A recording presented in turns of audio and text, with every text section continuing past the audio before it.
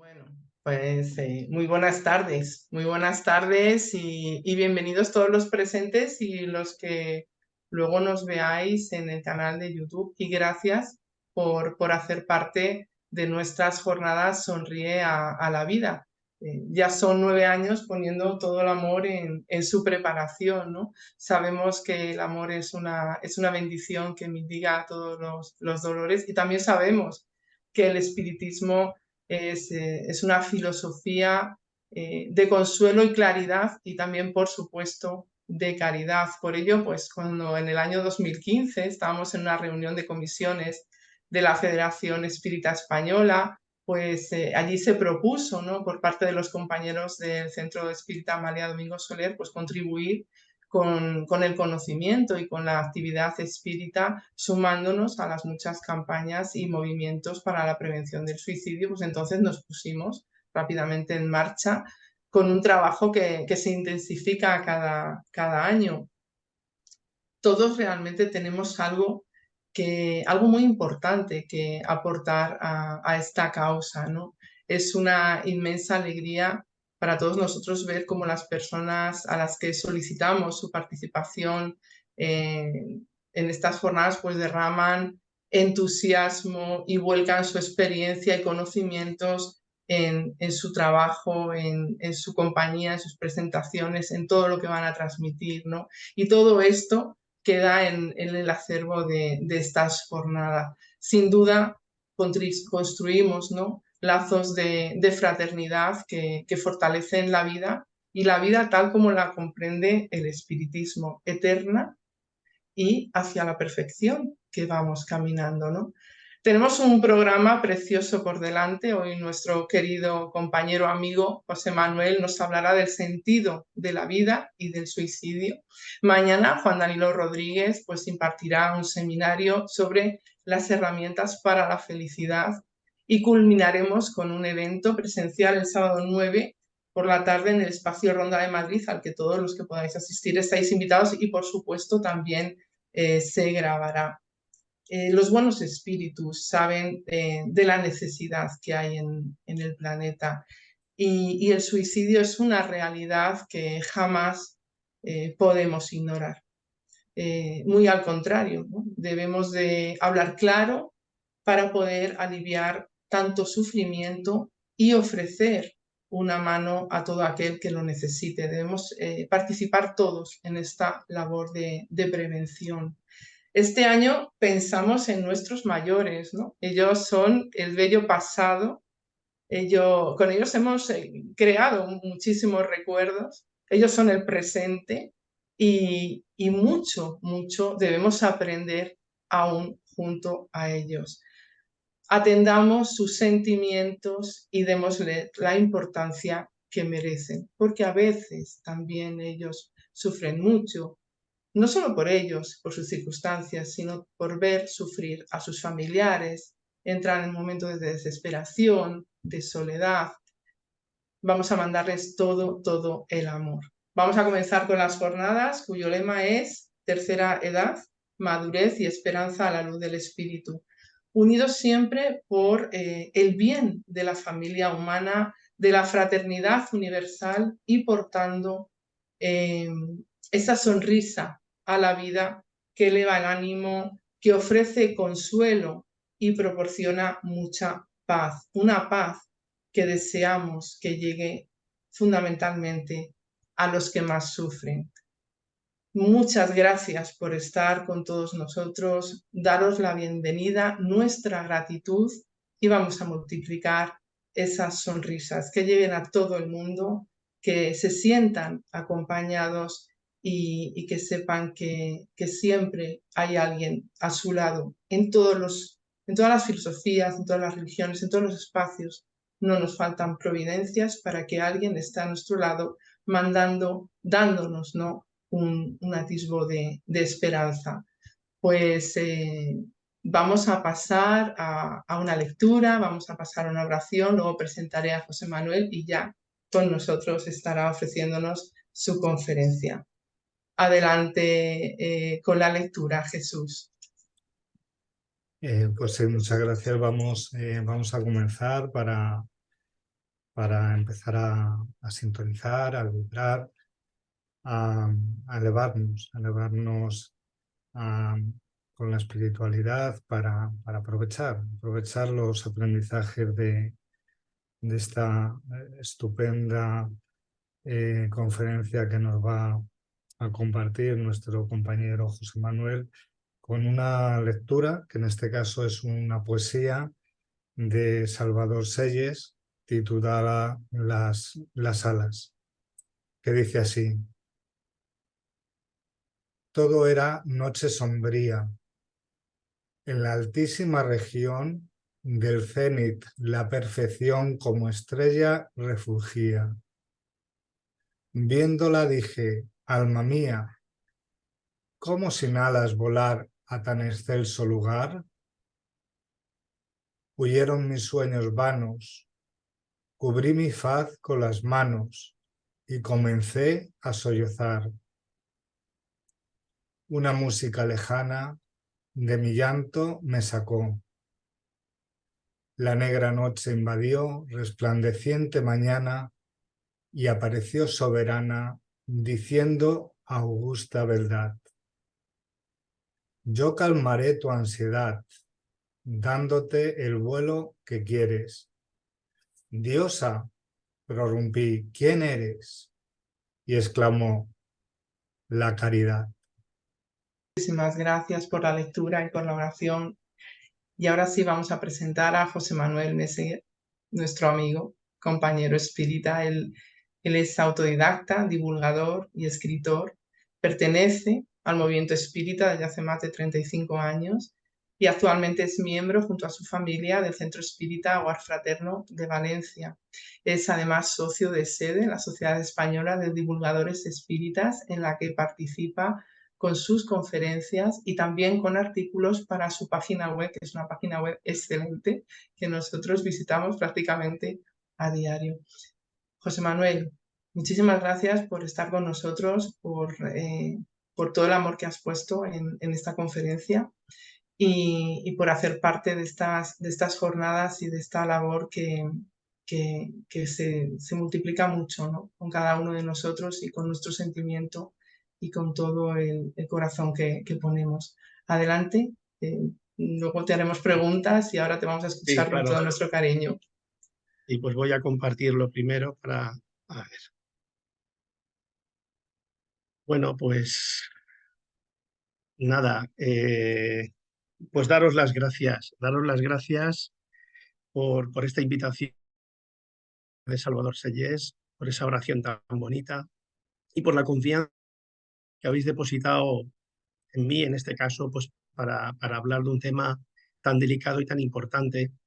Y le pido a Dios y a la espiritualidad superior pues estar a la altura de las circunstancias, porque es un tema que requiere tratarlo con mucha seriedad y es muy importante desde mi punto de vista que, que lo que es la doctrina espírita, que es la que nosotros estudiamos desde hace tantísimos años, pues florezca e ilumine los caminos, especialmente para aquellos que son víctimas, digamos, de sus debilidades y han caído en el pozo del suicidio, y para los familiares que digamos, paralelamente, pues sufren también las consecuencias de sus seres queridos, ¿no? De ese comportamiento equivocado e infeliz, ¿no? Entonces, pues, como digo, muy agradecido al Centro Espírita León Denis, y ya, pues sin más preámbulos, pues vamos a empezar al desarrollo del tema, porque, dicho sea de paso, he disfrutado mucho por esta oportunidad, por esa confianza, como decía, pero también porque me ha permitido revisar y estudiar en la cantidad enorme de información que existe en torno a este tema, principalmente respecto a lo que la doctrina espírita, a través de los espíritus que trabajaron y conformaron lo que es la codificación espírita de Allan Kardec, y luego pues los mentores espirituales que posteriormente pues también han ido aportando su grano de arena, y he hecho ahí pues una selección para tratar de coordinar un poco las ideas y que pueda ser atractiva y sobre todo, más que atractivas, pues puedan ser comprensibles y que nos ayuden, que es lo más importante, a dilucidar,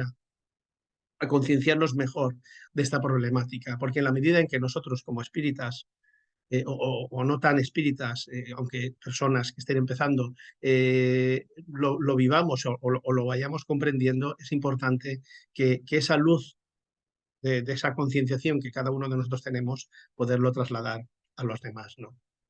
Entonces, vamos a empezar a ver si me deja. Vale.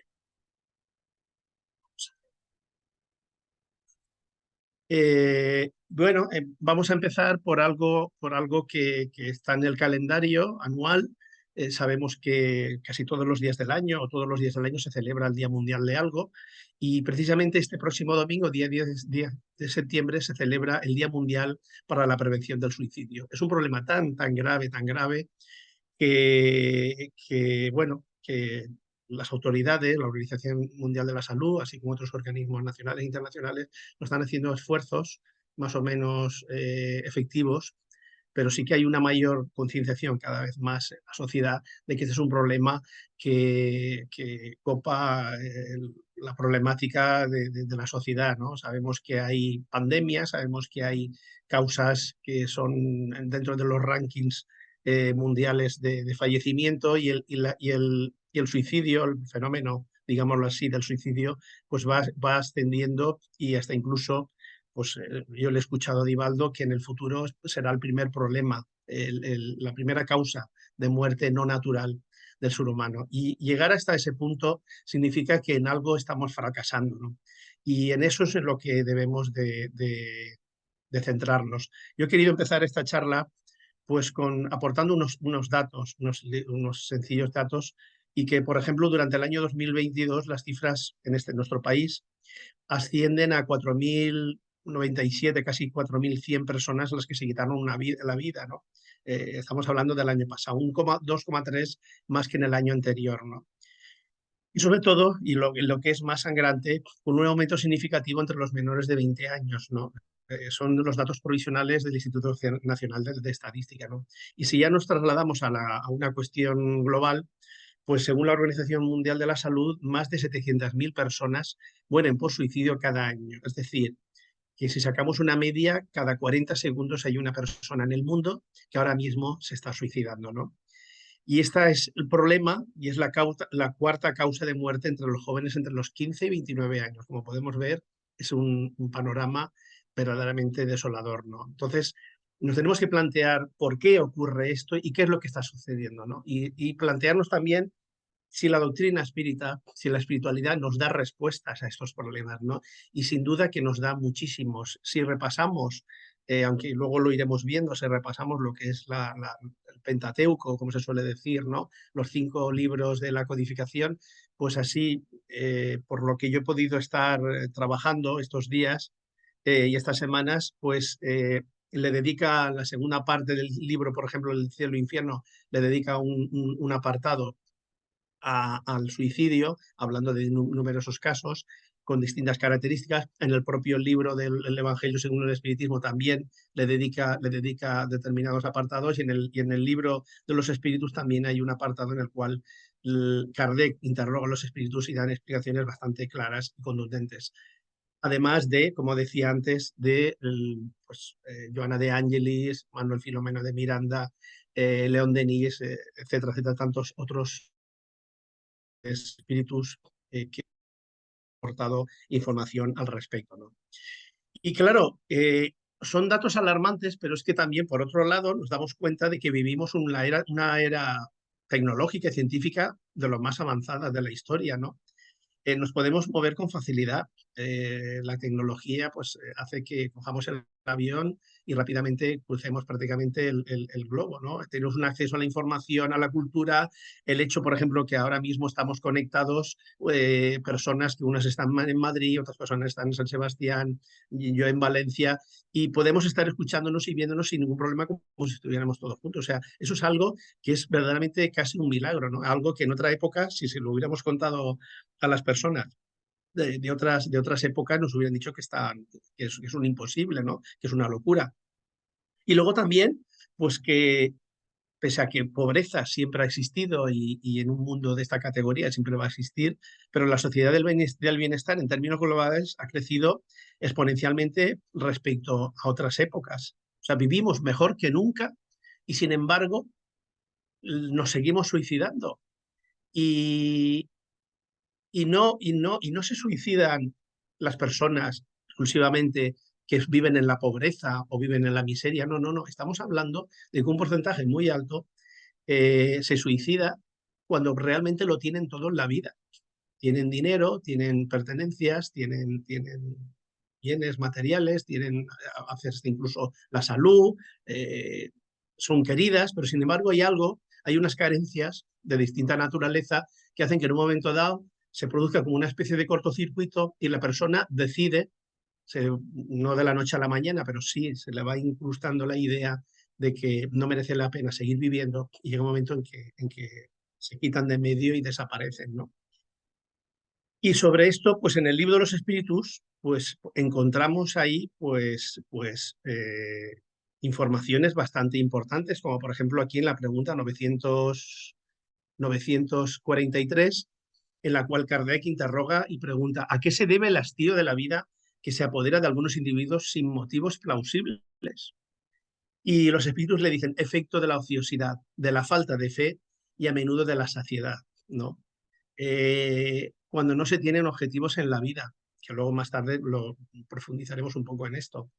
Cuando no se tiene una fe en el porvenir, cuando no se tiene una fe y una ilusión o una motivación, cuando uno ha colmado ya los sentidos físicos, pues con todo tipo de placeres, con todo tipo, hasta a veces de exageraciones. Llega un punto en el cual la persona eh, se puede decir que ha estado huyendo de sí misma durante mucho tiempo, ha estado experimentando, viviendo hacia afuera y nunca viviendo hacia adentro, y llega un momento en el cual, cuando ya han colmado todas esas supuestas necesidades, pues dicen: bueno, ¿y qué es lo que me queda? Y realmente lo que les queda es nada. O sea, se han preocupado más por el tener que por el ser. Cuando llega el momento de enfrentarse a su cruda realidad, se espantan y muchos se quieren eliminar o desaparecer con la falsa creencia de que, bueno, muchos piensan equivocadamente: bueno, yo ya he disfrutado de la vida, yo ya he hecho todo lo que quería hacer, he conseguido todo lo que quería, ahora ya no me apetece nada, ya no tengo ninguna aspiración, me quito de en medio, me anulo y desaparezco. Desaparezco como si uno se pueda, como un ordenador, pues eliminar y desaparecer del mapa, ¿no? Bien, y el propio Kardec hace una pregunta en la 944, la siguiente, muy clara y muy contundente, y dice: ¿el hombre tiene derecho a disponer de su propia vida? Una pregunta muy directa a los espíritus. Y los espíritus le contestan pues con la misma contundencia: no, solo Dios tiene ese derecho. El suicidio voluntario es una transgresión de esa ley. Y esa es la ley, las leyes de Dios que son las que tenemos la obligación de conocer y de estudiar, ¿no? Que de alguna manera ya las religiones ya nos han colocado en contexto, ya nos han ido a lo largo de las distintas épocas, porque todas las religiones, no hay que olvidar, todas condenan el suicidio, absolutamente todas, con lo cual ya suficientes motivos como para plantearse que hay algo que trasciende más allá de las creencias particulares de cada doctrina, ¿no? Y entonces, en el mismo libro de los espíritus, nos habla de una cuestión que yo creo que es básica, y es el instinto. Todos tenemos el instinto de conservación. Y en la pregunta 702, Kardec interroga y los espíritus le dicen: el instinto de conservación es una ley natural dado a todos los seres vivientes, sea cual fuere su grado de inteligencia. En unos es puramente mecánico, los animales, etcétera; en otros es racional. Es decir, que ya de por sí, de origen, por propia naturaleza, el instinto de conservación forma parte de la vida, forma parte de la esencia de las cosas. Vivimos y debemos de preservar esa vida. Nadie piensa, por ejemplo, para respirar. Todos respiramos de una manera automática. Nadie puede decir: bueno, pues ahora voy a dejar de respirar y me voy. O sea, tiene el organismo, el cuerpo humano, la vida, la naturaleza en general tiene sus propios mecanismos de defensa y de conservación, y que todo lo que respiramos y todo lo que vemos a nuestro alrededor respira vida, respira plenitud, respira luz, respira gracia, vivencia, etc. Con lo cual, Esto es algo que forma parte de todos, ¿no? Y en la pregunta siguiente nos dice, añade más, y nos dice, el objetivo es que todos deben de cooperar a los designios de la providencia. Por eso Dios les ha dado la necesidad de vivir. Además, la vida es necesaria para el perfeccionamiento de los seres. Es decir, que cada uno por el hecho de vivir y por el hecho de cumplir con las obligaciones y los deberes que cada cual hemos de cumplir en nuestra vida, con ellos, si hacemos las cosas correctamente y equilibradamente, estamos contribuyendo y estamos cooperando con los designios de la providencia. Para eso hemos sido creados y para eso estamos avanzando, ¿no? Por eso Dios nos da, como nos dicen los espíritus, nos da la necesidad de vivir y que es de la única manera, a través de la vida, a través de las vivencias, cómo nos podemos ir perfeccionando y cómo podemos ir mejorando. No puede haber otra forma de poder progresar o de poder crecer, ¿no? Forma parte de nuestra esencia. Y luego también, pues nos hablan los espíritus, porque también existe la ley de destrucción, nos dicen, la ley de conservación sirve de contrapeso a la ley de destrucción, para que ésta no se produzca antes de tiempo y el progreso se pueda llevar a cabo. Es decir, que de la misma manera y que existe una ley de conservación, también existe una ley de destrucción. ¿Cuál es la ley de destrucción aplicada a este caso? Pues que algún día tenemos que morir. El cuerpo físico tiene que termina su ciclo vital y los órganos se debilitan, se deterioran y llega un momento que la materia se desorganiza y lo que es imperecedero es lo que sobrevive y lo que continúa en el más allá. Pero lo que es a nivel físico, lo que es a nivel orgánico, la ley de destrucción cumple la faceta de que va cumpliendo las distintas etapas o vamos cumpliendo las distintas etapas en las diferentes existencias y vamos cumpliendo esos ciclos. Tanto los seres racionales como los seres irracionales. Entonces sirve, digamos, de contrapeso. Y nos dice, la ley de conservación sirve de contrapeso para que digamos, la muerte, el fallecimiento, no se produzca antes de tiempo. Aquí nos hace pensar en la cuestión de la eutanasia. Deberíamos de fijarnos en esta pregunta, la 729, y reflexionar un poco al respecto, ¿no? No podemos adelantar, esa es otra de las formas de suicidio, la eutanasia. Hablamos en términos genéricos, no vamos a ir a particularidades ni matices, etcétera, pero a grandes rasgos, no por el hecho de que no nos encontremos bien o por el hecho de que consideremos que no merece la pena vivir, pues no tenemos el derecho para usar de nuestra vida y eliminarla antes de cuando le corresponde, ¿no? Porque siempre hay algo, mientras haya conciencia, por muy limitados que estemos físicamente, pero mientras haya conciencia, mientras haya una chispa de luz, de vida, siempre podemos progresar y a lo mejor estamos, a través de ese sufrimiento, estamos rescatando situaciones que hemos vivido en el pasado y que, aunque aparentemente parezca que no nos sirven de nada, para el espíritu significan y mucho, mucho porque es una experiencia que le va a reportar un beneficio en el futuro extraordinario, pero tiene que cumplir ese ciclo, ¿no? Y nos dice la voz secreta, la conciencia que le hace rechazar la muerte, le dice que todavía puede realizar algo en pro de su adelanto. Acabamos de comentar, ¿no? Hay una voz secreta y algo interior que nos dice, tienes que seguir adelante, vence ese miedo, vence esas limitaciones porque merece la pena vivir, ¿no?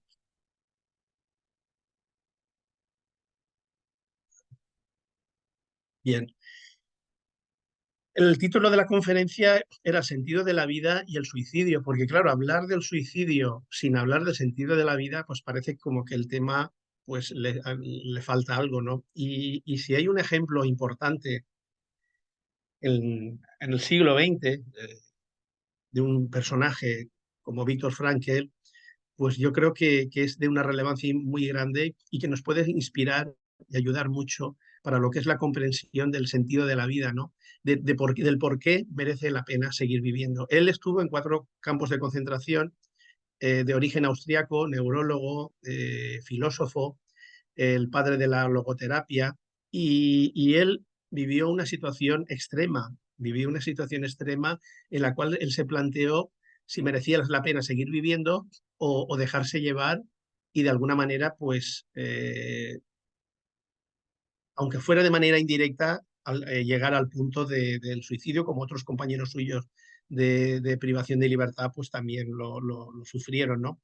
Y escribió varias obras, pero sobre todo hay uno que fue el gran bestseller, El hombre en busca de sentido, que yo lo he leído ese libro ya varias veces. Es un libro que se lee muy fácil porque habla de sus experiencias y de las conclusiones a las que él fue llegando a través de su experiencia, de sus vivencias. Y yo hice una selección en su momento. A mí me gusta subrayar las obras así que son ensayos y que considero que merece la pena. Me gusta subrayar ideas que luego pues a veces las utilizo para compartir con vosotros, ¿no?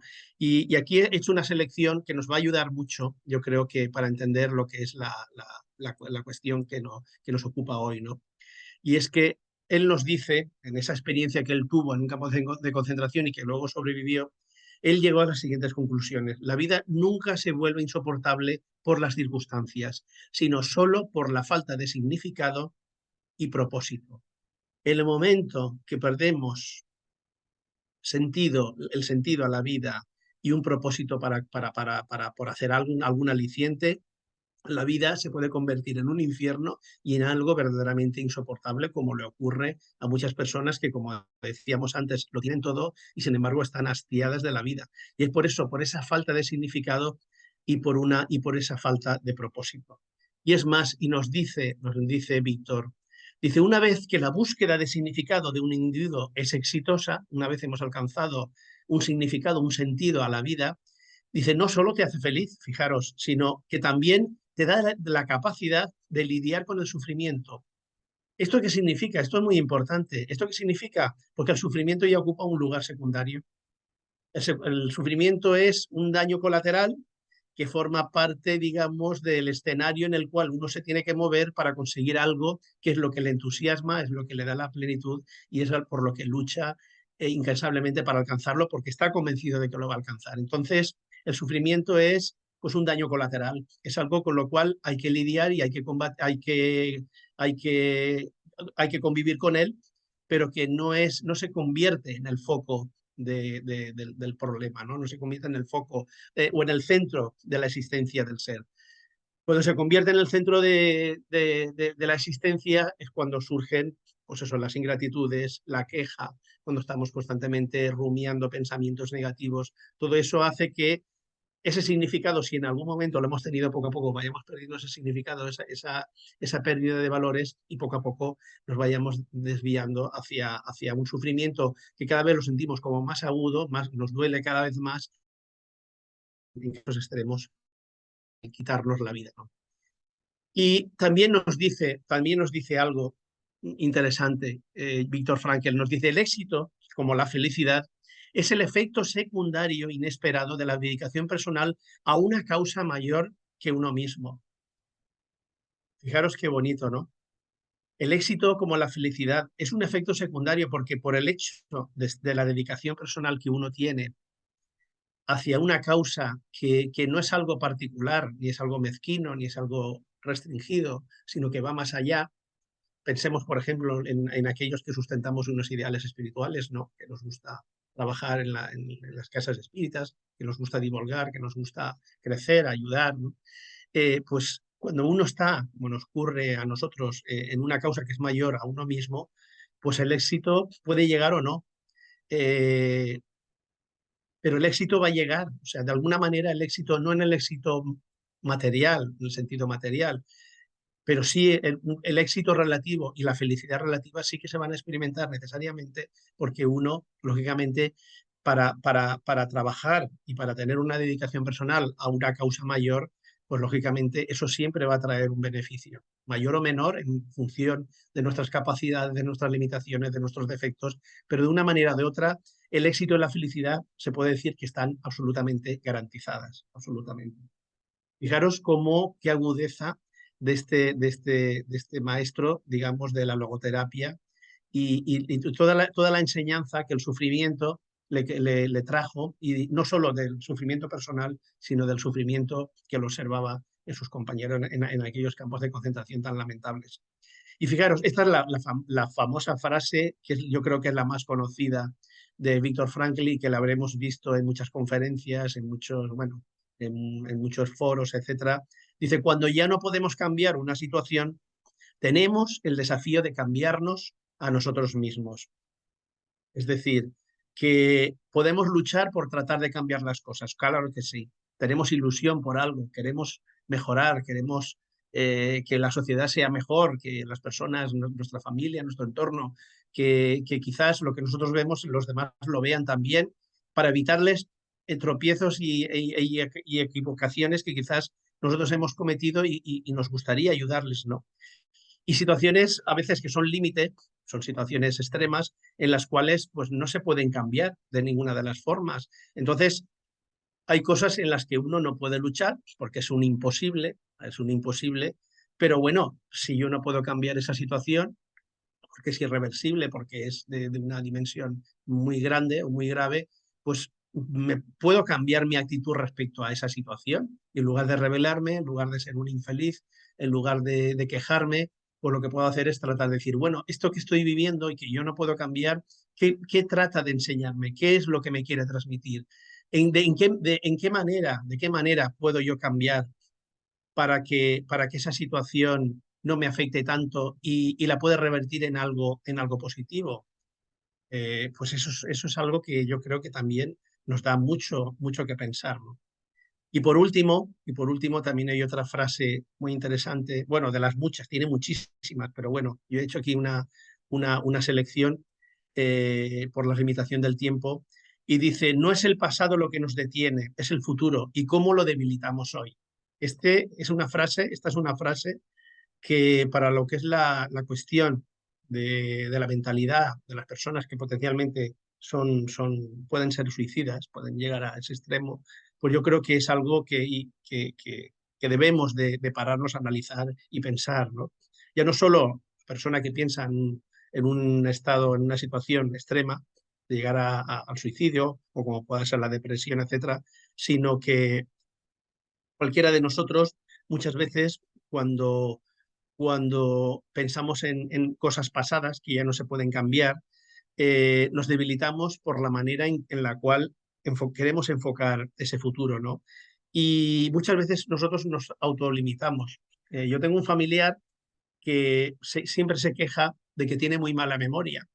Y yo lo que sí que observo, porque muchas veces las cosas se observan más fácil en los demás que en uno mismo, ¿no? Pero todos nos autolimitamos, si nos paramos a observar. Y esta persona, por ejemplo,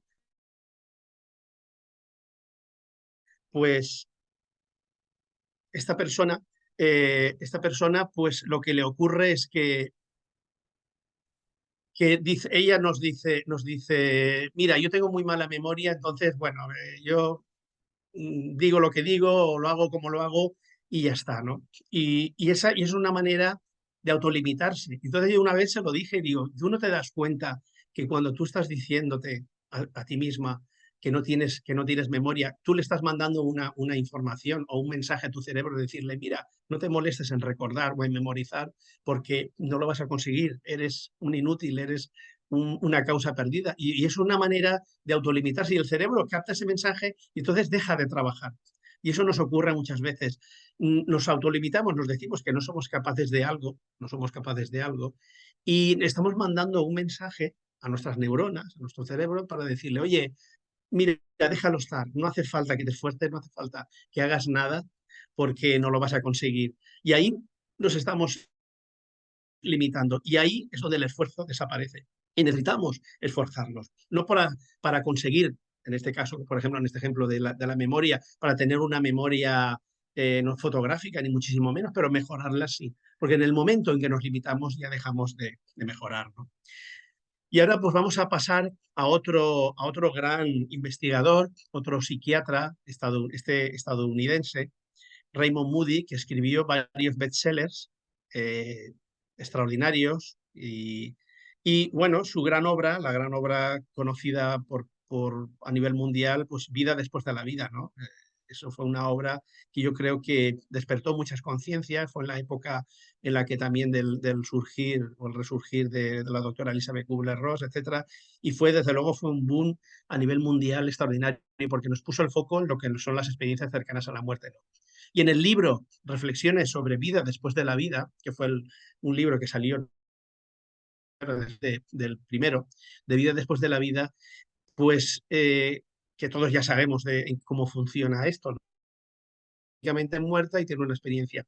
Y él, en esta obra en concreto, Reflexiones sobre vida después de la vida, le dedica un apartado a los suicidas, es decir, personas que quisieron suicidarse, pero afortunadamente no llegaron a suicidarse, no llegaron a completar favorablemente para ellos, a completar ese proceso. Y algunos de ellos, no todos, pero hubieron algunos que tuvieron una experiencia.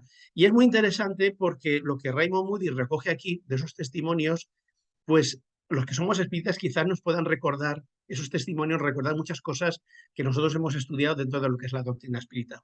Y mire, aquí hay 3 párrafos de 3 casos distintos. Y dice Raymond Moody, dice, o en esas entrevistas con estas personas, suele manifestar que en el transcurso de su experiencia se dieron cuenta de que tienen un objetivo que cumplir en la vida. Vuelven con una actitud seria y entregada hacia la vida y el hecho de vivir. Ni uno solo de los individuos por mí entrevistados ha intentado repetir su experiencia. Fijaros, y esto es maravilloso porque aquí no entra la cuestión de las creencias ni de filosofía, nada. Absolutamente es una experiencia y vivida por personas que intentan suicidarse, creyentes, no creyentes, ateas, inteligentes, menos inteligentes, con estudios, sin preparación, hombres, mujeres, de todas las razas y colores, de todas las culturas. Miles de personas a las que entrevistó Raymond Moody y que le cuentan esa experiencia. Fijaros, todas aquellas personas, casi sin excepción, que vivieron esa experiencia y pudieron retornar en base a lo que allí vivieron, no quisieron ya en ningún momento se lo replantearon bajo ningún concepto.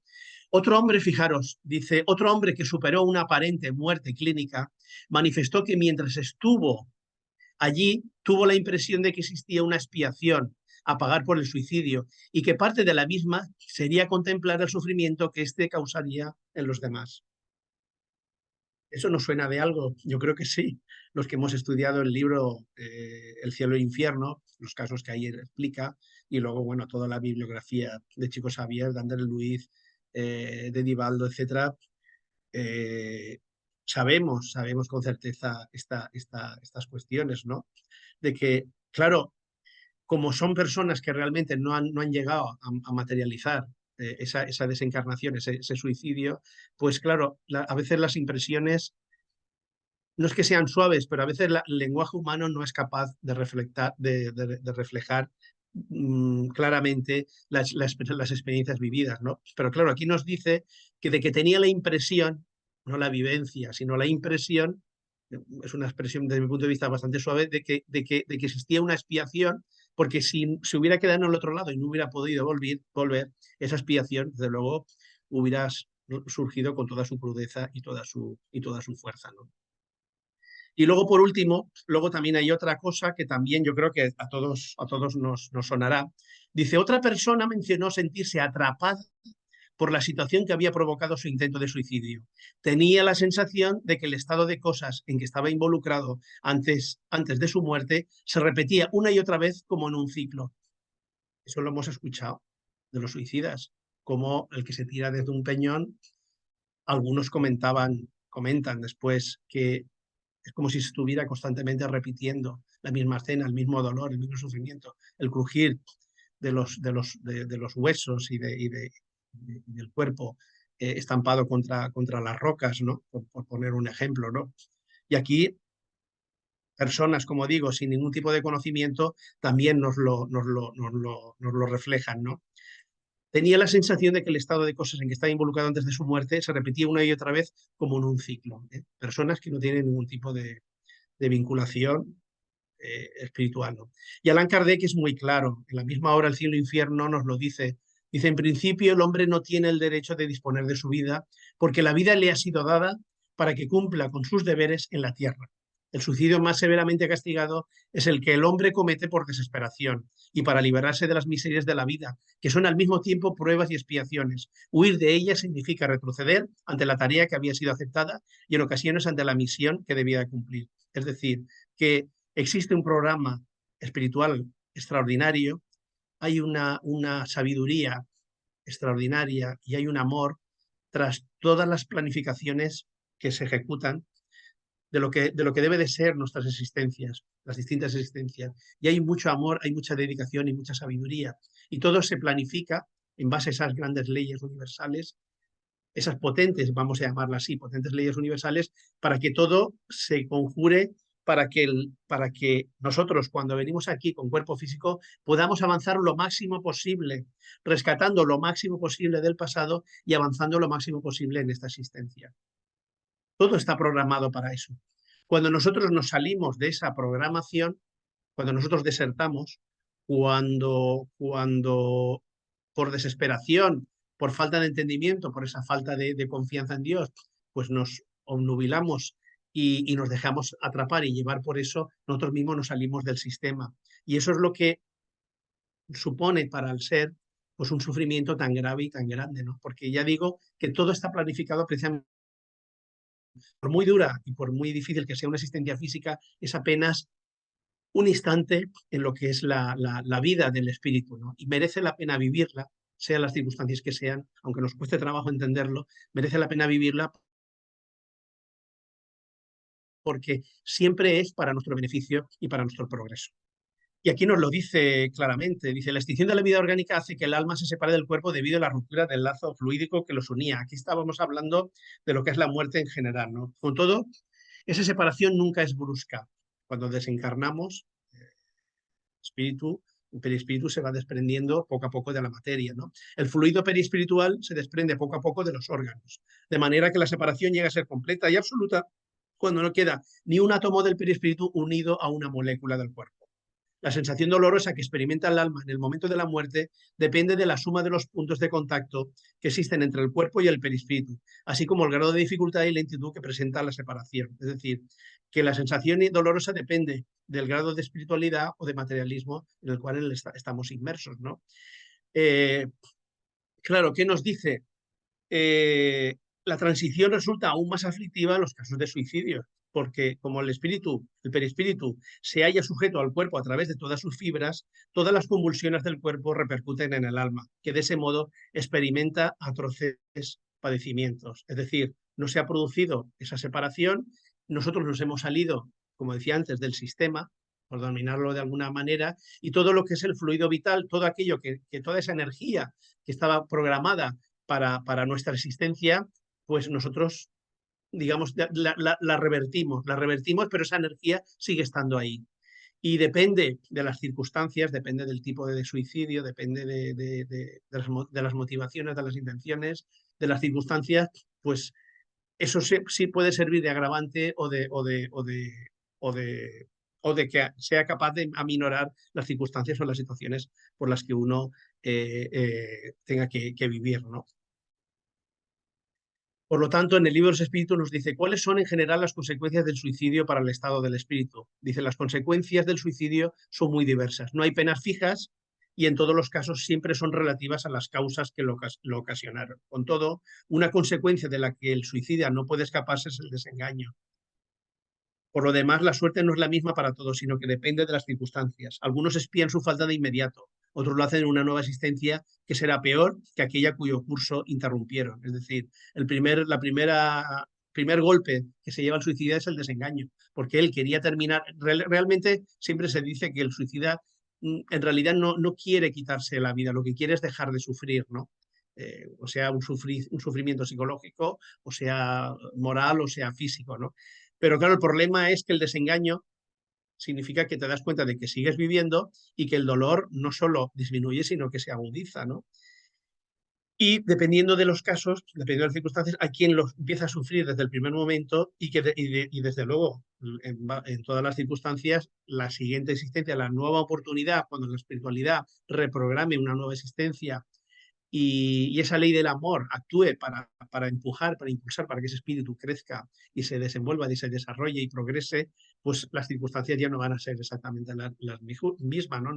Ya no va a ser tan favorable porque el espíritu ha actuado de manera equivocada, ¿no? Y luego están, que esto tampoco lo podemos pasar por alto, lo que son suicidios indirectos, porque estamos hablando hasta ahora de lo que es el suicidio directo, pero ¿cuántos casos hay de suicidios indirectos de personas que se abandonan a sí mismas, que hacen como una huida hacia adelante, o bien a través del alcohol, de las drogas, del tabaco, hasta incluso los deportes de riesgo? Hay gente que le gusta afrontar desafíos extremos, deportes de alto riesgo y que se están comprometiendo su vida y no nos damos cuenta de que la vida es un bien muy preciado, es un bien extraordinario del cual no podemos usar de esa manera tan peregrina, ¿no? Y aquí en el Evangelio según el Espiritismo nos lo dice: la incredulidad, la simple duda acerca del porvenir, en una palabra, las ideas materialistas son las más grandes instigadoras del suicidio, pues engendran la cobardía moral. La cobardía moral que empuja, pues a lo mejor hay personas que no tienen valor para suicidarse directamente, pero sí para suicidarse de una manera indirecta, ¿no? Y entonces, pues esa incredulidad, esas dudas acerca del porvenir, el no ser capaces de enfrentarnos a nosotros mismos, a nuestros problemas, tratar de sentarnos y de analizarnos y de ver las situaciones, de comprender, de no aprovechar los consejos que a veces el entorno, los familiares, los amigos nos dan respecto a actitudes o respecto a lo que es nuestra vida, pues a veces el no aprovechar pues, una ayuda médica, como puede ser un buen psiquiatra, un buen psicólogo, que nos puede ayudar a ordenarnos, a reordenar nuestra vida, pues cómo no, ¿por qué no? Pues todo eso, todos esos elementos hacen que muchas personas se abandonen a sí mismas y hagan, pues como decía, una huida hacia adelante, ¿no? Y eso, y la cobardía moral es lo que lleva a muchas personas pues a refugiarse en el alcohol, a refugiarse en el sexo, en el tabaco, en la drogadicción de todo tipo y también, pues eso, en desafíos y en deportes de riesgo que lo único que hacen es pues, ponerse en el alambre y nunca mejor dicho, pues de poder seguir viviendo o acabar en una situación, ¿no? Y bueno, como decía al principio, tenemos mucha información en la propia doctrina espírita y en la segunda parte, en el capítulo 5, los ejemplos del capítulo 5 nos habla de los suicidas y Allan Kardec recoge distintos casos en distintas situaciones, ¿no? Y yo quería hacer brevemente aquí un par de reflexiones bueno, de lo que respecto a cada uno, ¿no? El caso de un ateo que era un señor que no creía en nada y entonces Allan Kardec, en base a la experiencia y a la situación de este espíritu, le dice: el suicidio es comprensible cuando se vive sin esperanza. Y dice: se busca entonces librarse de la vida a cualquier precio, como puede ocurrirle a los ateos. Pero dice: con el espiritismo, en cambio, el porvenir se despliega ante nosotros y la esperanza se fortalece, razón por la cual el suicidio ya no tiene objeto, ¿no? Y en otro caso, el caso del señor Felicien, un hombre culto de ciertos valores espirituales, que sorprendió mucho que este hombre se quitara la vida. Y bueno, y también la reflexión que hacen respecto a este caso dice: lo que denomináis fatalidad no es otra cosa que vuestra propia debilidad. Pues si la fatalidad existiera, el hombre no sería responsable de sus actos. El hombre es siempre libre y en esa libertad reside su mayor y más bello privilegio. Si esa libertad lo hace falible, también lo vuelve perfectible, esa perfección que nos tiene que llevar hacia la felicidad, ¿no? Que es nuestra fatalidad, ¿no? Fatalidad entre comillas, ¿no? Como suele decir Joan de Ángel, ¿no? Y realmente nuestro objetivo es la felicidad, la plenitud y esa perfección relativa, ¿no? De la que nos hablan los espíritus superiores, ¿no?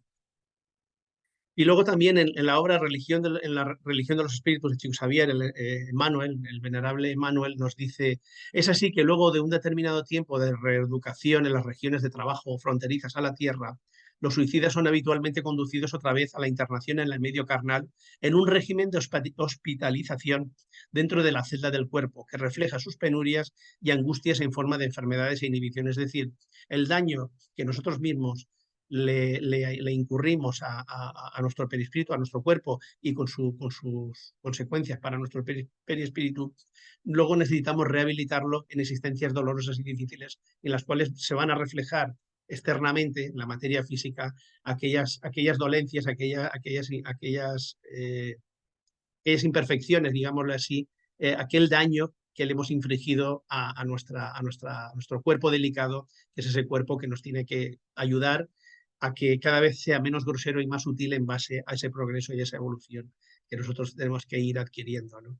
Y luego nos dice también el propio Emmanuel, dice, junto a tales cuadros de prueba regeneradora, funciona la ciencia médica como misionera de la redención, que consigue ayudar y mejorar a los enfermos de conformidad con los créditos morales que alcanzaron o según el merecimiento de que dispongan. Es decir, que las leyes no son inflexibles. Esto significa que espíritus que se han suicidado y que luego retornan a la materia con unas determinadas características más o menos penosas, pueden hacer créditos para que la propia ciencia médica, como hoy día continúa avanzando de forma extraordinaria, pues pueda aliviar o pueda mejorar en algunos casos pues la situación penosa en la cual pues muchos tienen que estar padeciendo una situación que ellos mismos se han generado, ¿no? Entonces hay casos en los que han hecho merecimientos pues para aliviar en parte pues la situación y mejorar la situación en la que se encuentran, ¿no? Y el propio Divaldo Pereira Franco, en temas de la vida y de la muerte, nos da consejos muy importantes respecto a reeducarnos y educarnos para evitar este tipo de situaciones lamentables, ¿no? Para autoeducarnos en primer lugar y luego poderlo transmitir a los demás, ¿no? Y él nos lo dice de una manera muy rotunda. Dice, es necesario que el hombre asuma las responsabilidades de la vida y se instruya en las leyes que rigen su existencia, la ley del amor, la ley de conservación, etc. Perfeccionándose y reuniendo valores de los que pueda disponer en los momentos de desafío. O sea, todo lo que nosotros hacemos por educarnos, por aprender, por trabajar nuestro interior, pues nos tiene que servir para esos momentos de desafío, para esos momentos de problemas, en los cuales todos estamos inmersos o en algún momento lo hemos estado o lo estaremos en el futuro, sean cuestiones de salud, de trabajo, etcétera, etcétera, etcétera, pérdida de seres queridos, etcétera. Debemos de prepararnos precisamente para asumir con valor y con las suficientes, con las alforjas llenas de los suficientes elementos y valores como para poder afrontar esos momentos de desafío, ¿no? Con el fin de superarlos, nos dice Divaldo, y reorganizarse para las acometidas futuras, hasta el instante en que se cierre su ciclo biológico. Estará entonces liberado de la materia, pero sustentado en la vida. Es decir, uno, cuando cumple con sus compromisos, cuando avanza, cuando trabaja para su perfeccionamiento, cuando supera esas etapas y supera esos momentos, desafíos, esas pruebas de la vida, pues cuando retornamos a la vida espiritual, pues retornamos con plenitud. ¿Por qué? Pues porque esa planificación que la ley del amor y la sabiduría pues, nos trazó, al final se ha conseguido transitar con éxito y alcanzar, pues, digamos, la plenitud y alcanzar el escalón que nos permite avanzar y seguir creciendo, ¿no? Que en realidad es el gran objetivo de la vida con mayúsculas, ¿no? El tema de estas jornadas, pues es el tema de la vejez, ¿no? Y por desgracia también, no solo los jóvenes, como hablamos al principio con las estadísticas, también la gente mayor también se suicida y parece extraño, ¿no? Cuando se supone que el hombre, el ser humano ha llegado ya a un punto de madurez y de experiencia y que pueda llegar a quitarse la vida. Pero sin embargo los datos están ahí. Y nos dice, en el año 2021, la Fundación Española para la Prevención del Suicidio, pues informó de que 999 suicidios en mayores de 70 años, uno de cada cuatro suicidios que se producen es de personas mayores de 70. Y de esos 999, 519 eran mayores de 80 años. Eso también son datos que son alarmantes y que también están increciendo, ¿no? ¿Y cuáles son las causas? Porque, claro, a veces nos cuesta trabajo entender cómo es posible, ¿no? Y los expertos nos hablan de distintas causas, ¿no? Una, la soledad. La soledad es terrible, terrible, terrible. Personas que han estado viviendo, han tenido una vida plena, rodeados de amigos, de familias, de hijos, de sobrinos, de padres, etcétera, compañeros de trabajo, vecinos, etcétera, y de repente se encuentran que a medida que se van deteriorando físicamente, pues el entorno pues también va desapareciendo, o a lo mejor podemos estar acompañados, pero sin embargo la persona se siente sola, ¿no? Una soledad que no vamos a analizar aquí las causas, ¿no? Luego otro de los motivos es el dolor crónico, un dolor que no disminuye, que los calmantes cada vez aumentan las dosis, pero ese dolor no desiste, no hay forma de mitigarlo, y hay personas que llegan a un punto de desesperación en el cual pues no saben, no son capaces de lidiar con ello y terminan por quitarse de en medio. Dificultades para expresarse, personas que han sido muy extrovertidas, personas muy sociables y se encuentran con las dificultades propias pues de su generación mental o material que le impiden poderse expresar con esa claridad, ¿no? El cansancio existencial, las personas que creen que ya lo han conseguido todo, que ya lo han hecho todo, que ya no tienen ilusión por nada. Ese comentario que nos hacía Víctor Frankl de cuando uno trabaja por una causa que es mayor a uno mismo, ¿no? En estos casos, digamos que los objetivos supuestamente se han cumplido o se han fracasado en ellos y ya no hay posibilidad, o la persona piensa que ya no hay posibilidad de continuar. Y luego miedo a la dependencia absoluta. Hay personas que tienen un pavor enorme a tener que depender de los demás, ¿no? Y cuando estamos hablando de depender, no nos referimos a cuestiones sencillas, sino a lo mejor pues cuestiones biológicas, a tener que dar de comer, de bañarlos, etcétera, etcétera. Y eso es algo que también hay personas que no están dispuestas a pasar por ello, ¿no? Y es lamentable. Pero sin embargo, démonos cuenta que otro de los grandes apóstoles del espiritismo y el centro espírita que ha tenido la iniciativa de estas jornadas, eh, se denomina como León Denis, ¿no? Que es quien preside, digamos, sus actividades. Y el capítulo 26 del problema del ser y del destino le dedica un apartado a la vejez, y yo creo que es maravilloso y he querido compartir con vosotros. Cuando dice, cuando maldecimos las horas en apariencia estériles y desoladas de la vejez enferma, solitaria, desconocemos uno de los grandes beneficios que la naturaleza nos ofrece. Olvidamos que la vejez dolorosa es el crisol donde se completan las depuraciones. Y es extraordinario este hombre nacido en Tours cuando dice, hay entonces en la vejez resignada más grandeza y belleza serena que la explosión de la juventud y la potencia de la edad madura. Bajo la acción del tiempo, lo que hay de profundo y de inmutable en nosotros se exterioriza y la frente de ciertos ancianos se aureola con las claridades del más allá.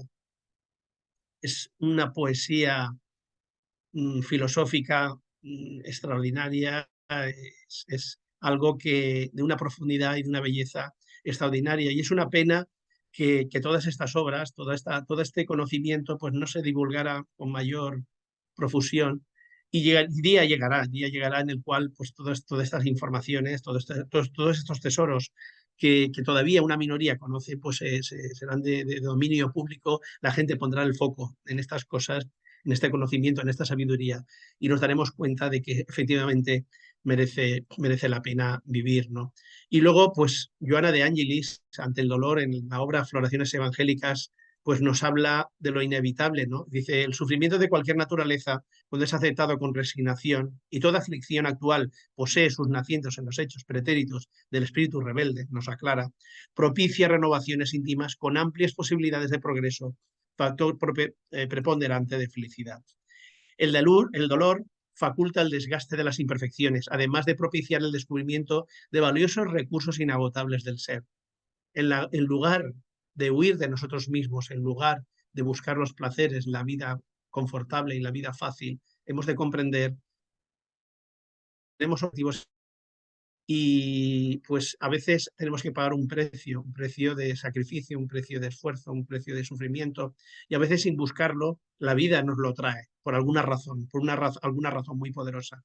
Y hay que entender en esos momentos, que entender en esos momentos que el dolor reúne una serie de características, como aquí nos explica Joana de Angelis, que nos favorecen bajo todos los conceptos y bajo todos los ángulos para nuestro perfeccionamiento y para nuestro progreso.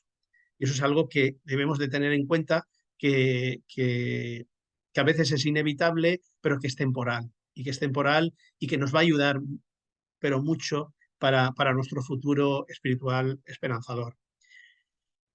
Y nos dice el Evangelio según el Espiritismo, dice: la calma y la resignación que se logra mediante el modo espiritual de considerar la vida terrestre, así como la fe en el porvenir, otorgan al espíritu una serenidad que es la mejor prevención contra la locura, ¿no? Y yo creo que esto sería algo así como un triángulo, ¿no? En el cual en cada ángulo, pues los tres grandes pilares, ¿no? Sobre los que nos debemos de sostener en todas las circunstancias y en todos los momentos de la vida, ¿no? La calma, a veces qué difícil, a mí me cuesta muchas veces, ¿no?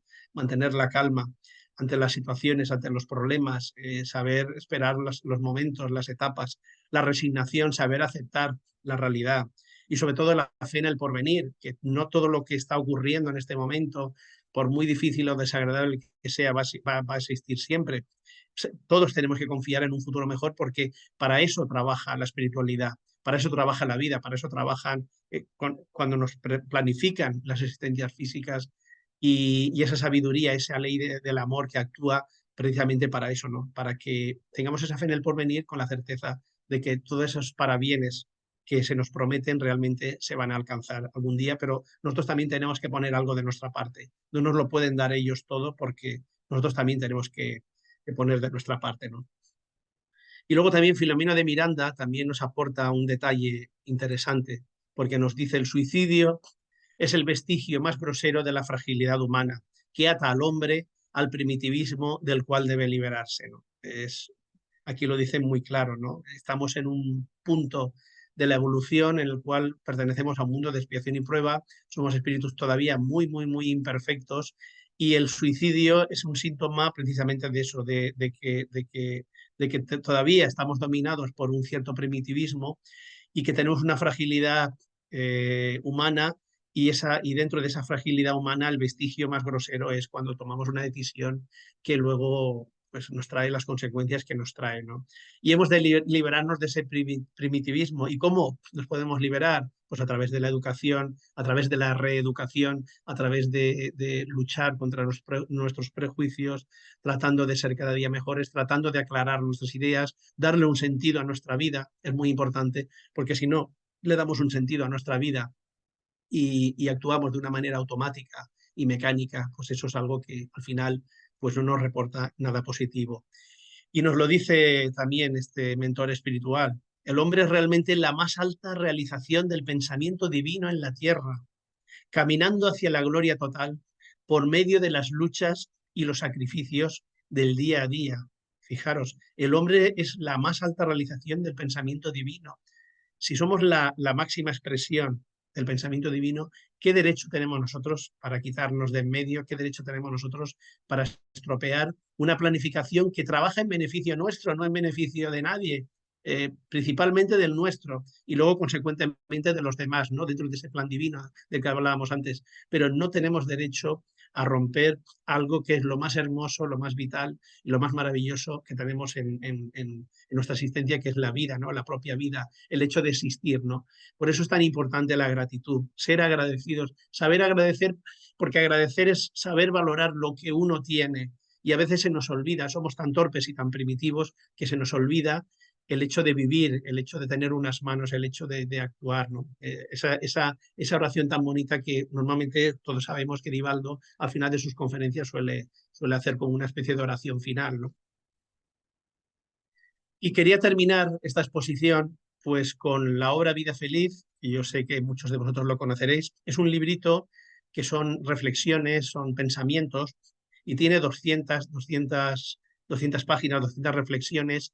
Y fijaros, la primera reflexión, la número 1 de las 200, la primera yo creo que es un canto a la vida. Y yo creo que es el canto que debemos de repetirnos nosotros, a nosotros mismos todos los días y repetir hacia la vida, hacia nuestros semejantes, para que nunca más tengamos el pensamiento, podamos albergar un pensamiento negativo o de querer quitarnos de en medio. Y ya digo, es la primera reflexión y quería compartir con vosotros para terminar.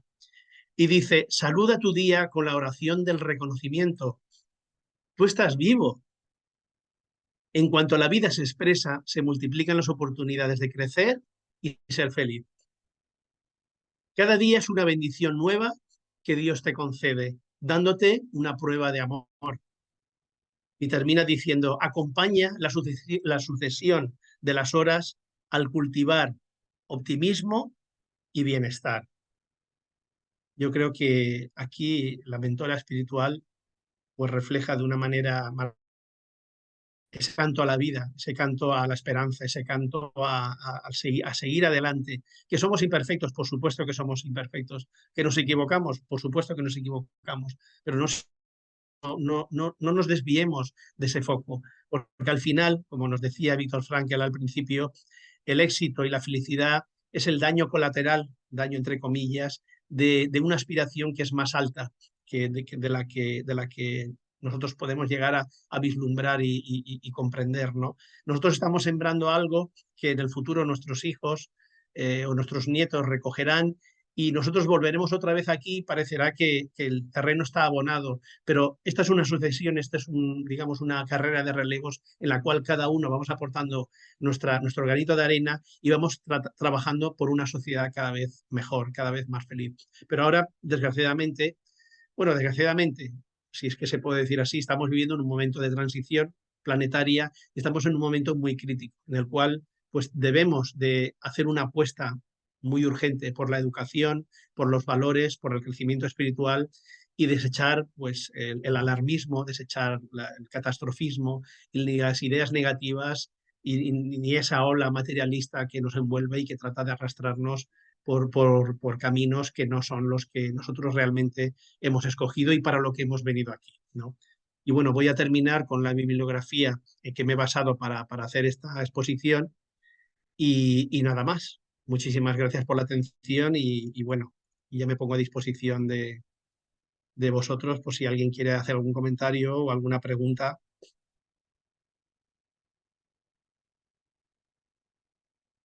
Muchísimas gracias, José Manuel. Excelente, excelente tu exposición. Excelente todos los libros que nos has recomendado y que has utilizado para hacerla. Y yo he tomado muchos apuntes porque realmente creo que la mejor labor que podemos hacer nosotros como prevención es divulgar el conocimiento espírita desde la vivencia, desde el estudio continuado, desde esa fe razonada. Y nos has traído muchísimas cuestiones sobre las que reflexionar. Vamos a dar paso a las preguntas, pero iremos sacándolas poquito a poco para ver si surgen algunas más. Vamos a pasar a Roberta y a Marta para que ellas nos trasladen las preguntas de los que nos están acompañando, de los compañeros y compañeras que nos acompañan. Adelante, Roberta, ¿hay alguna aquí en el chat? Sí, Rosa, Marta. hay de parte, si es que tengo la cámara bloqueada, no la he podido poner. Vale, tranquila. Nos dice Juan Pablo que compartiera el nombre del sitio web. Yo no sé qué sitio web quería decir Juan Pablo, si sigue aquí, que si quiere decir cuál era la información que quería. A ver si al principio de la presentación Rosa nos ha dicho que José Manuel tenía una página web que ya consultaba prácticamente a diario. Y no, nos referíamos a la página web de sede. De sede.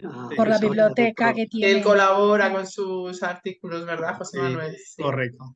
Bueno, nosotros también tenemos una página web y dicho también para hacer algo de publicidad que es www.hogarfraterno.es y la verdad que tenemos unos compañeros que están haciendo ahí también una labor muy interesante y también compartimos muchos vídeos, muchas conferencias de Divaldo, de Raúl Teixeira, de Juan Antonio Durante, porque en este centro espírita había un compañero que se dedicaba a grabarlas todas con las antiguas cámaras, cuando todavía no existían los medios que existen hoy día de webcams y tal, y estamos recuperando, rescatando muchas conferencias de hace unos años y luego también pues artículos que vamos publicando también en la Bueno, página web. muchas gracias.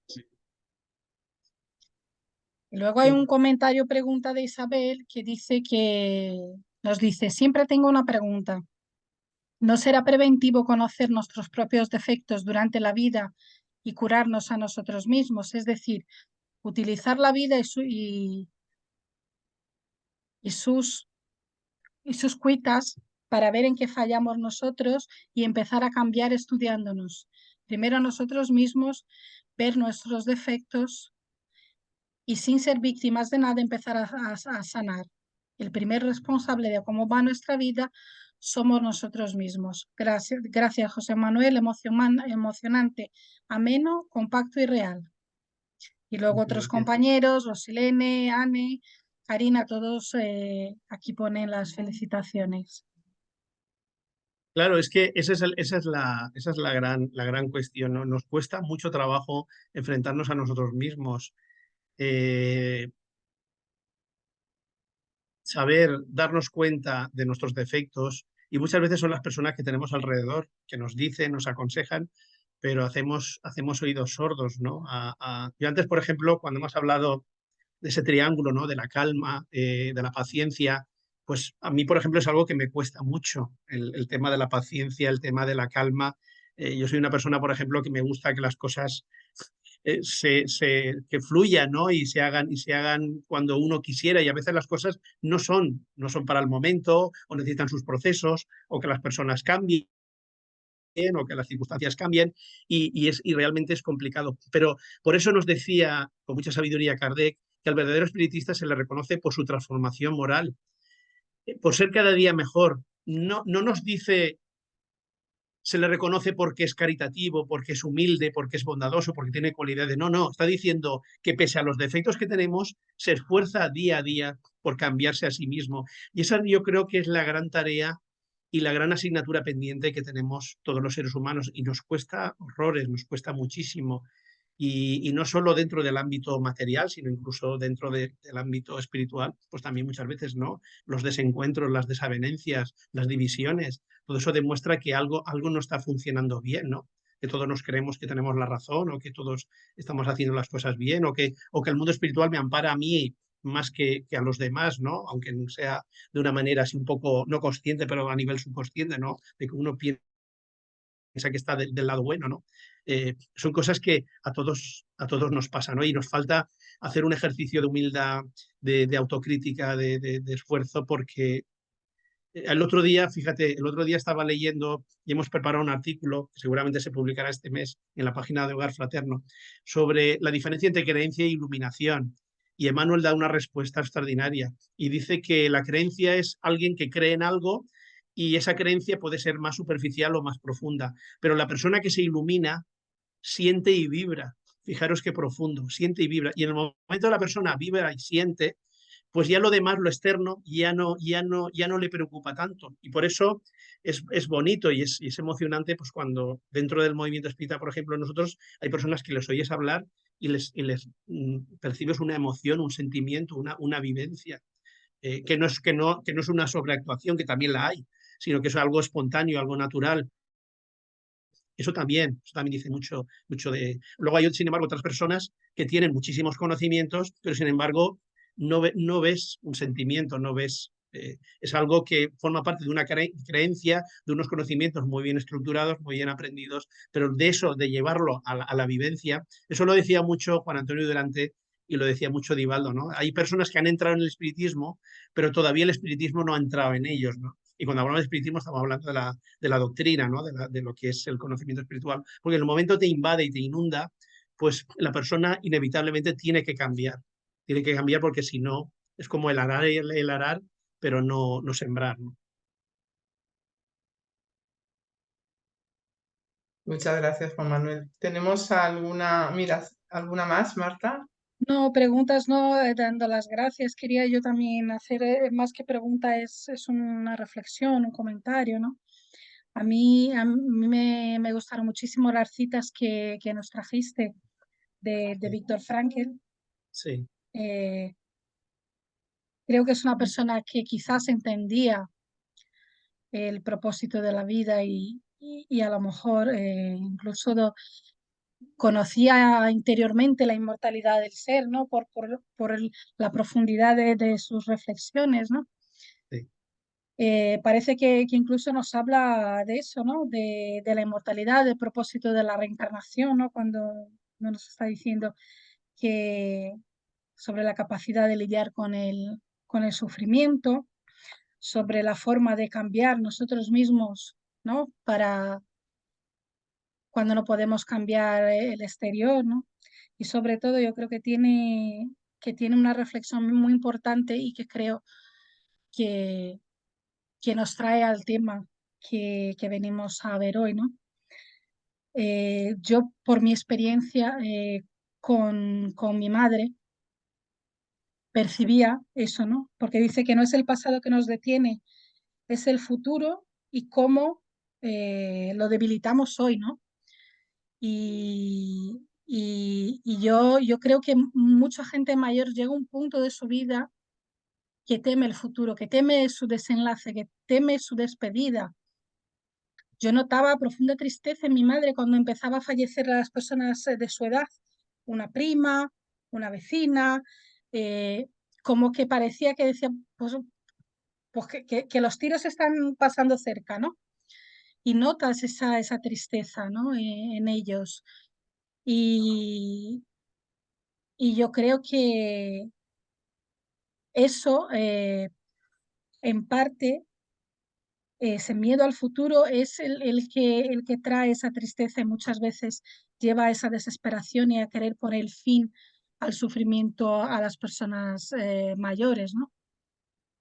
Y como muchas veces podemos ver, por desgracia, matrimonios que deciden irse los dos juntos porque piensan que no van a poder eh, estar uno sin el otro porque uno tiene una enfermedad y el marido ya no quiere que ella sufra y todo eso es miedo, miedo al futuro, miedo a que mañana yo no voy a estar, cómo se va a apañar ella eh, y es verdad y empiezan ya a sufrir desde hoy como saboteando ese futuro, claro, en el caso de los mayores mucho más próximo que la expectativa de vida nuestra, ¿no?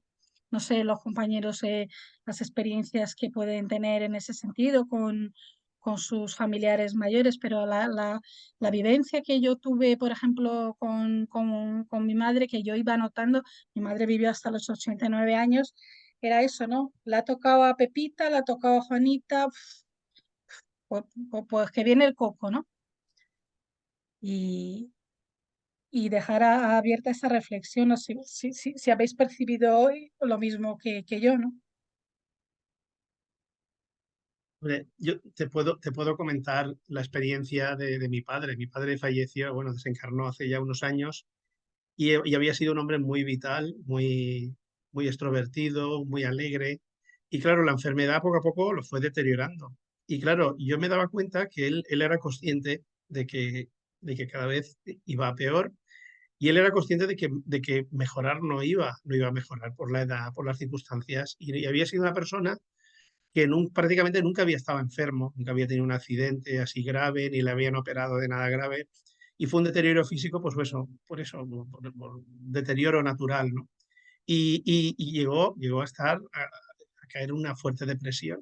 Entonces, claro, yo entiendo, somos humanos y hace falta, yo creo que mucha preparación, deberíamos de prepararnos para poder vivir esos momentos, porque es que a lo mejor posiblemente los tengamos que vivir, ¿no? De esa manera, ¿no? O peor o quizás mejor, pero tenemos que estar preparados para esos desafíos de la vida. Por eso debemos de estar constantemente preparándonos, trabajando, eh, evangelizándonos, si me permitís la expresión, ¿no? De adquirir esa fuerza, esos valores que la espiritualidad superior nos transmite, nos trata de inculcar y y que nos tienen que ayudar a pasar esos momentos que al final son momentos duros, pero hay que vivirlos, ¿no? Hay que vivirlos de una forma o de otra, ¿no? Y si no los vivimos nosotros, pues de alguna manera la energía, el optimismo y aquello que, esos tesoros que hayamos podido ir acumulando, pues transmitírselo a los demás, ¿no? Contagiarles alegría, entusiasmo, lo que hablábamos antes con la gente mayor, de la soledad, esa soledad que es tan grave, ¿no? Mucha gente vive sola, no tiene con quién hablar y hablan simplemente pues a la tienda, cuando van a la tienda a comprar, es quizás a lo mejor la única conversación que tienen en el día, ¿no? Y eso es muy duro y muy difícil. Muchas gracias, José Manuel. Pues tenemos dos preguntas más que nos va a pasar Roberta. Adelante, Roberta. Seguimos con Isabel, que después de la contestación que tuvo, sigue diciendo, pero nadie utiliza lo que nos presenta la vida cotidiana como prueba para cambiarse a sí mismo. Es decir, en vez de juzgar al prójimo, juzgarse a uno mismo y ver nuestros defectos y cambiar. Así es, así es. Totalmente de acuerdo, totalmente de acuerdo. Tenemos que poner el foco más en nosotros mismos y no desviar la atención o trasladar nuestra responsabilidad a los demás, ¿no? Como que son los demás los que se equivocan, los que son egoístas, los que son orgullosos, pero nosotros lo justificamos y tenemos mil y un argumentos para justificar aquello que hacemos, ¿no? Y tenemos que ser un poquito más realistas, ¿no? Y analizarnos a nosotros mismos. Por eso es tan importante el Evangelio en el hogar. Por eso es tan importante el Evangelio en el hogar, porque es que el Evangelio en el hogar es un compendio de consejos y de enseñanzas muy profundos y extraordinarios. Mira, fíjate, el viernes pasado, por ejemplo, estábamos comentando al principio con Rosa las actividades que este mes de agosto hemos estado trabajando en el Centro Espírita, pero de una manera, digamos, más informal, un poquito más para reunirnos, para las personas que nos iban fuera, y nos visitó un matrimonio que ella es colombiana y él es de Brasil, es brasileño, con dos niños de 7 u 8 años, se llevaban un poco el uno al otro, y durante lo que fue la clase se portaron, la verdad, que muy bien. Y estuvimos haciendo un análisis sobre el Evangelio. Y en un momento dado, pues se le dio la oportunidad para que hablara y bueno, y dio una serie de explicaciones verdaderamente que nos quedamos con la boca abierta. ¿Eso qué demuestra? ¿Que este hombre sabe más porque sabe más? No, se nota que el Evangelio es que lo ha trabajado, lo ha estudiado. Y luego hablando ya con él, ahí en la mini biblioteca que tenemos en el Centro Espírita, mirando los libros y tal, le lo he comentado, dice, es que mis hijos desde pequeños, dice, hemos hecho el Evangelio en el hogar, desde que eran muy pequeños, lo han vivido. El día de mañana ellos tomarán las decisiones que quieran tomar, seguirán en esto o no seguirán, pero la educación la han recibido, ¿no? Y realmente el Evangelio es tan profundo que cuando nos quitamos los prejuicios de encima, de cuestiones religiosas, etcétera, y realmente lo analizamos y lo estudiamos como conducta humana, como esencia de lo que es el comportamiento humano, nos damos cuenta de que tiene un valor extraordinario y que cuanto más vamos hurgando, más cosas vamos descubriendo.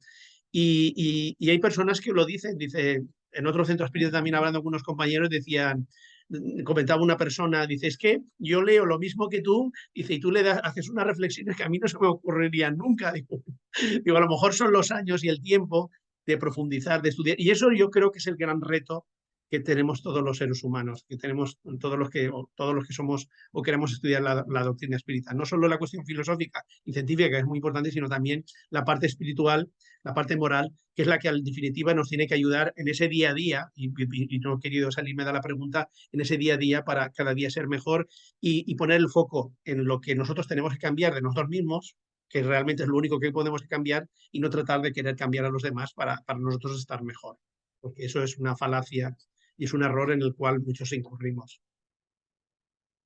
Muchas gracias, José Manuel. Una pregunta más de Karina, que nos pone lo siguiente. ¿Cómo podríamos, desde el movimiento espírita, activar ese germen de supervivencia que todos tenemos en estado latente? Quienes no creen en la eternidad del espíritu, les resulta difícil internalizar la recompensa a futuro cuando se sienten destruidos por el presente. Pues mira, te voy a contestar de la siguiente manera.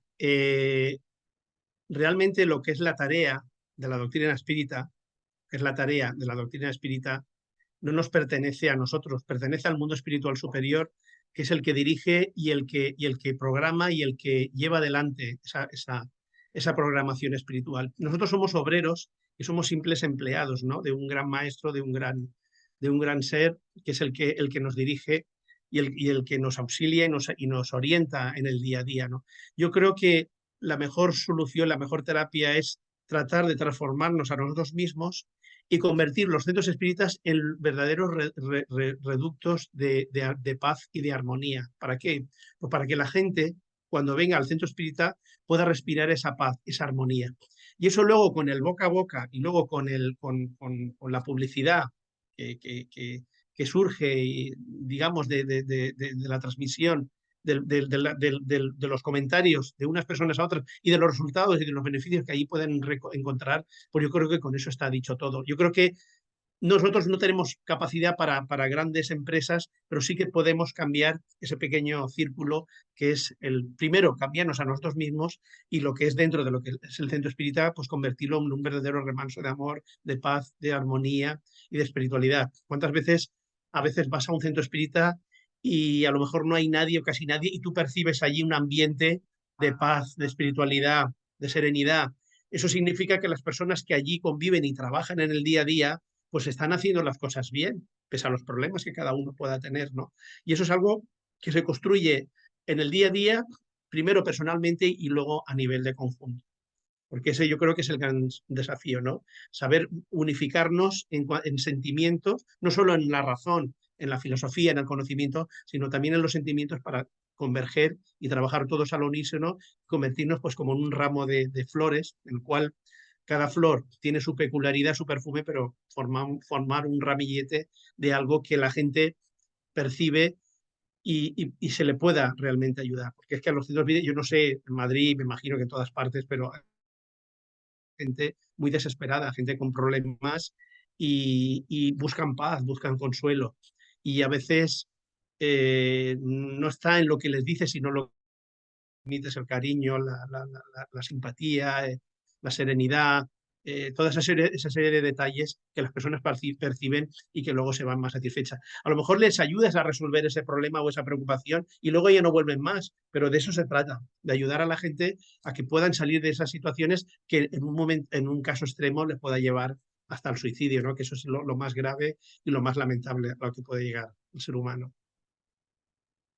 Muchas gracias, José Manuel.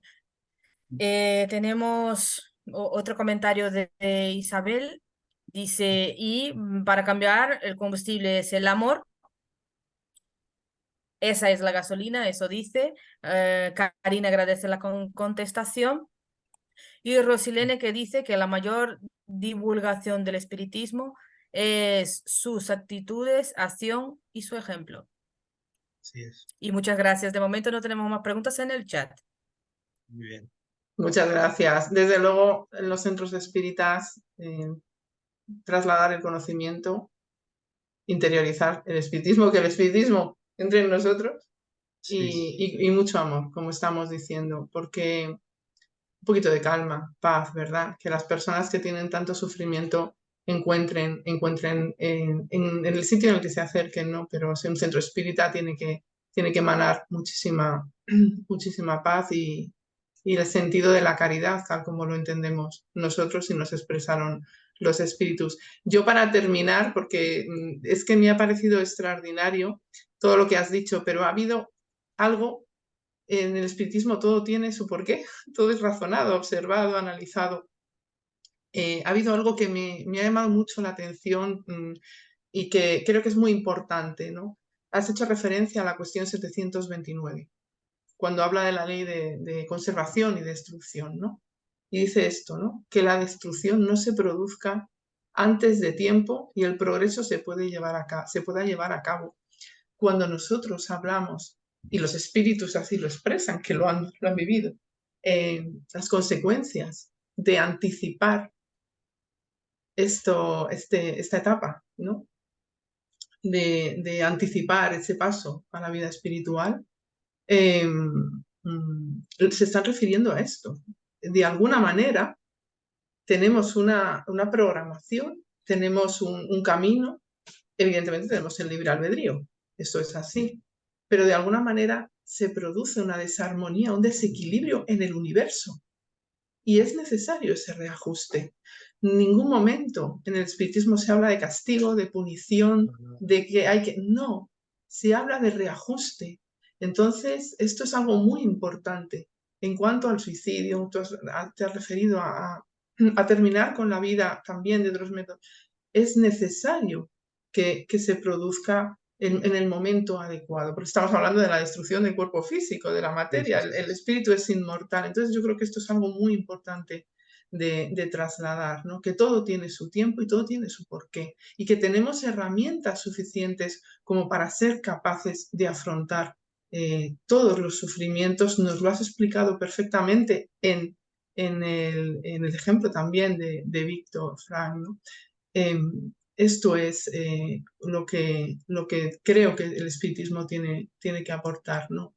Que tenemos la capacidad de vivir, la capacidad de superar los obstáculos, y que cuando una persona tenga mucho sufrimiento, que estemos atentos, que seamos capaces de buscar, anticiparnos a la necesidad y que tengamos esa mano, porque cuando una persona está en pleno sufrimiento, como decía Karina, a lo mejor esa persona no ve, pero la providencia siempre pone al lado a alguien. Y es ahí donde tenemos que estar muy atentos. Para mí el espírita debe estar muy atento a la vida.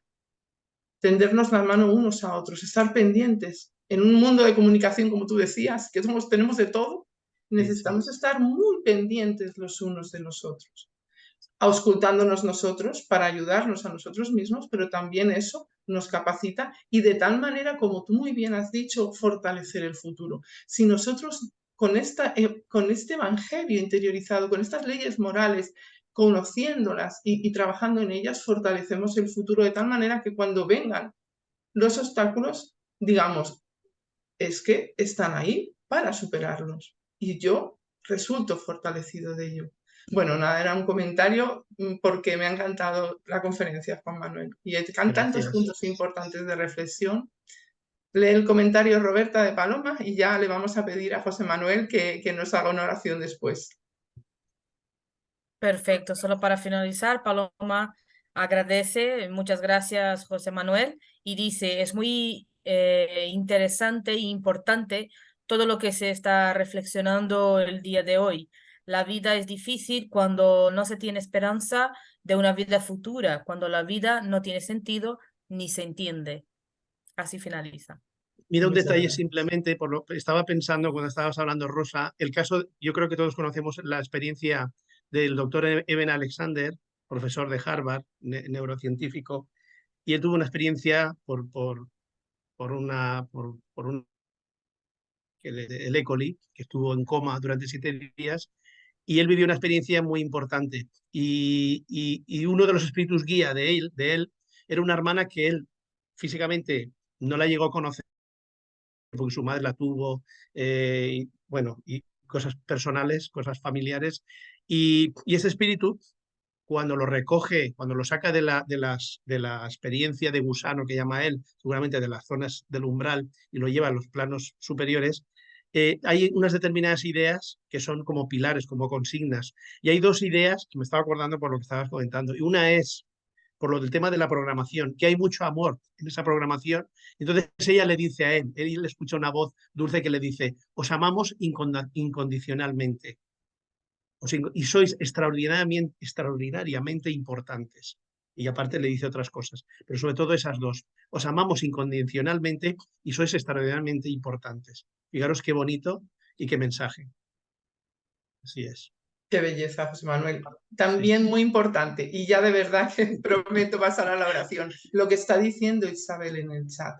Dice, la destrucción no es solamente de uno mismo, hay desarmonía de familias, es verdad esto. Al final, gracias Isabel por decirlo, porque la actuación de uno repercute en todo el universo, de alguna manera, para bien o para desarmonizar, pero no pasa nada porque siempre tenemos la oportunidad de recomenzar, como decía el chico, ¿no?